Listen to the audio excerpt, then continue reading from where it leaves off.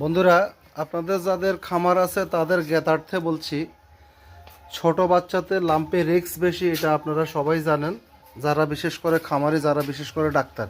তবে লাম্পিরও variant change হচ্ছে।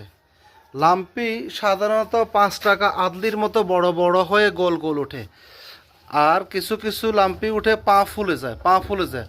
আর বর্তমানে কিছু কিছু লাম্পি দেখা যাচ্ছে গোটাগুলো খুব বেশি বড় না, একটু ছোট ছোট ভাব হয়, ছোট ছোট ভাব হয়।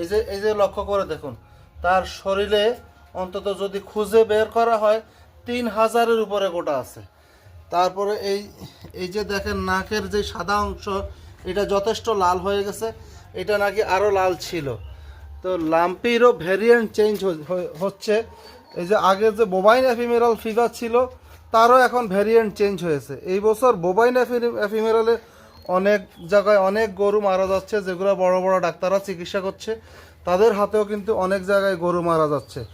আগে কিন্তু বোবাইন এফিমেরালে রোগী মারা যেত কম, এবছর বেশি মারা যাচ্ছে। তো আসি লাম্পিতে।